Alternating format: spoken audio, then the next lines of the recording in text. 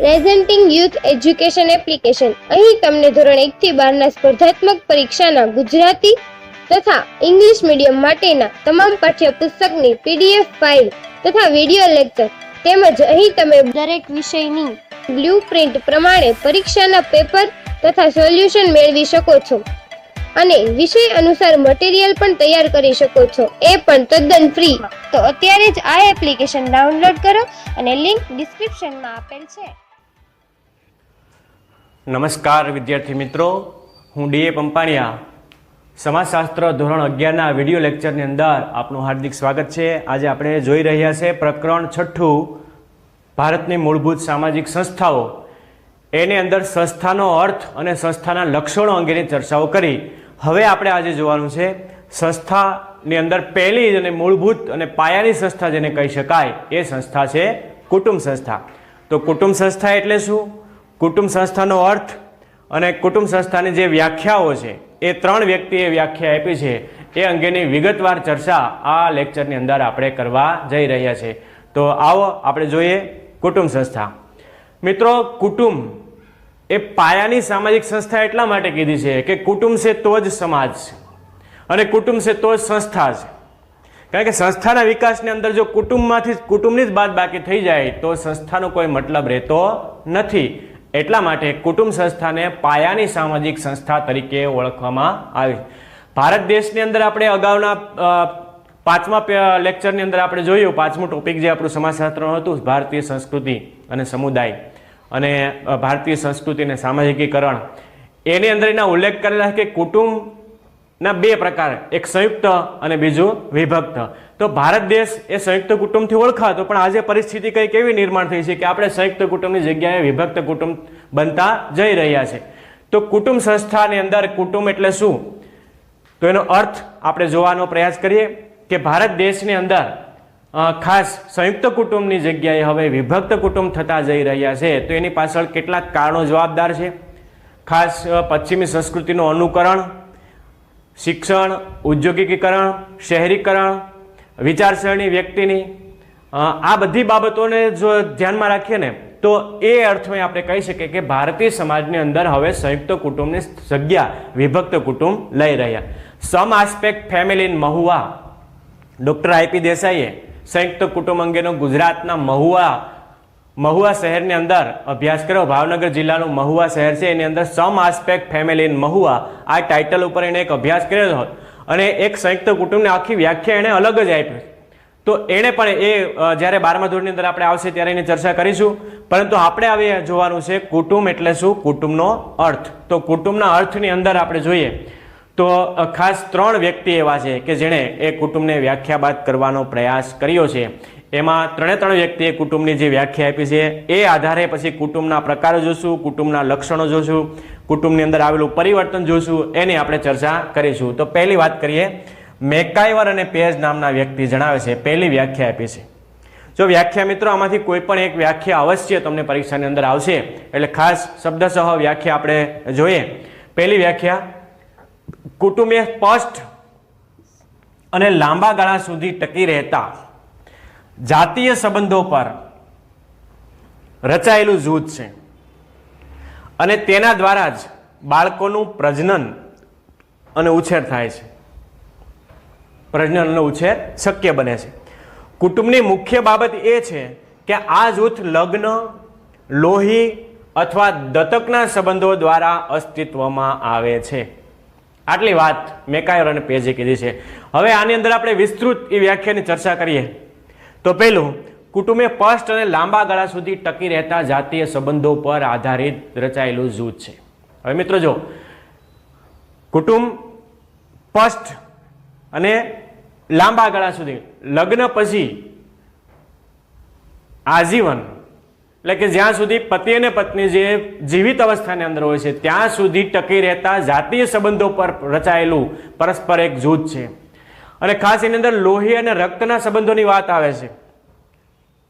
બીજી વાત આવે છે પ્રજનનની વાત આવે છે, બાળકો, એટલે કે એના દ્વારા જ એ પ્રજનન અને બાળ ઉછેર થાય છે. એટલે ફરી પાછા આપણે એક સ્પષ્ટ અને લાંબા ગાળા સુધી ટકી રહે તેવા જાતીય સંબંધો પર રચાયેલું જૂથ છે.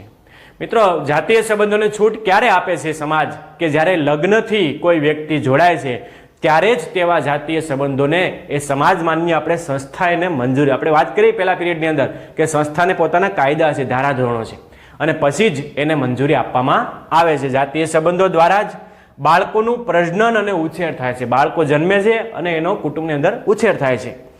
અને કુટુંબની મુખ્ય બાબત એ છે કે આ જૂથ લગ્ન, લોહી અથવા દત્તકના સંબંધો દ્વારા અસ્તિત્વમાં આવે છે. આ જૂથ છે, કુટુંબ જૂથ એ ક્યારે અસ્તિત્વ? લગ્નથી આવે છે, લોહીથી આવે છે અને દત્તક લીધેલા બાળકોને પણ કુટુંબનો દરજ્જો આપવામાં આવે છે. એ કાયદેસરની કાર્યવાહી કરીને જે વ્યક્તિએ દત્તક સંતાનો લીધા હોય એને એ દરજ્જો આપવામાં આવે છે. એને પણ કુટુંબના જેટલા વારસાઈ અધિકારો મળે છે.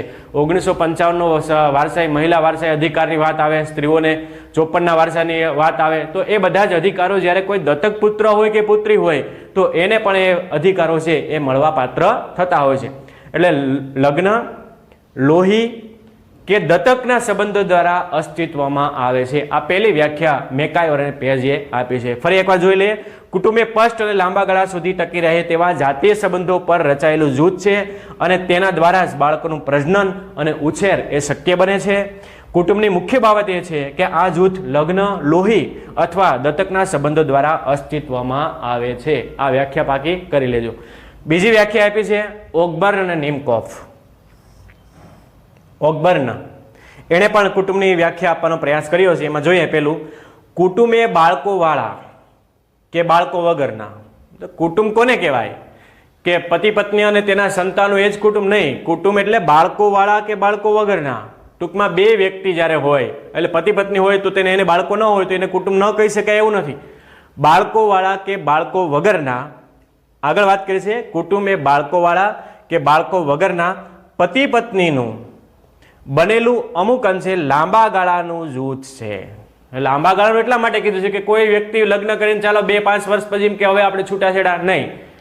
ભાવોભાવના બંધનથી વ્યક્તિ જ્યારે લગ્નની ગાંઠથી બંધાય છે ત્યારે એક કુટુંબની એક સંસ્થાને એક વ્યાખ્યા છે, સંસ્થાના એક એનો આખો એક માળખું છે. એ માળખાની અંદર રહીને વ્યક્તિ જ્યારે લગ્નથી જોડાય છે અને ત્યારે એ લાંબા ગાળા સુધી ટકી રહેતા જાતીય જૂથો ઉપર આધારિત છે. પછી એની અંદર બાળકો હોય કે બાળકો ન હોય એ જરૂરી નથી, પણ પતિ પત્નીનું બનેલું અમુક અંશે લાંબા ગાળાનું જૂથ એને કહેવામાં આવ્યું છે. તો આ વ્યાખ્યાથી સ્પષ્ટ થાય છે કે કુટુંબ એ ખૂબ લાંબા ગાળા સુધી ટકી રહેતા જાતીય સંબંધો દ્વારા રચાયેલું જૂથ છે. ફરી ઓકબર્ને વ્યાખ્યા આપી છે તે વાત કરીએ. કુટુંબ એ બાળકોવાળા કે બાળકો વગરના પતિ પત્નીનું બનેલું અમુક અંશે લાંબા ગાળાનું જૂથ છે. બરોબર, આ વ્યાખ્યા. હવે ત્રીજી વ્યાખ્યા જે આપી છે એ છે કિંગ્સલે ડેવિસ. કિંગ્સલે ડેવિસે પણ વ્યાખ્યાબદ્ધ કરવાનો પ્રયાસ કર્યો છે કુટુંબની. એની અંદર આપણે જોઈએ તો કુટુંબ એ એવું સામાજિક જૂથ છે કે જેના સભ્યો પ્રજનન પ્રક્રિયા દ્વારા એકબીજા સાથે જોડાયેલા હોય છે. આ પ્રકારથી જ જોડાયેલા સભ્યોના અધિકારો અને ફરજો સમુદાયના સામાજિક ધોરણો નિશ્ચિત થયેલા હોય છે. કિંગ્સલે ડેવિસે જે વ્યાખ્યા આપી છે એમાં એ વાત કરી છે કે કુટુંબ એવું સામાજિક જૂથ છે કે જેના સભ્યો પ્રજનન પ્રક્રિયાથી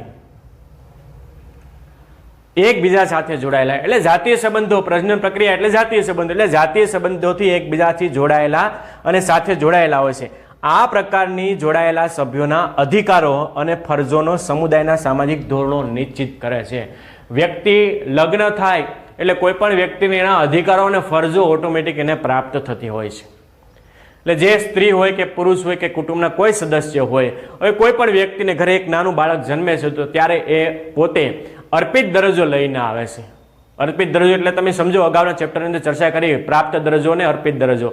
અર્પિત દરજ્જો એટલે વારસાની અંદર મળેલો દરજ્જો. હવે એના પિતા કે એના મમ્મી કે એના પપ્પાને કે એના કુટુંબની અંદર જે કોઈ પણ એને મિલકતો હોય એ મિલકતનો ઓટોમેટિક એ વારસદાર બને છે. આ અર્પિત દરજ્જો છે.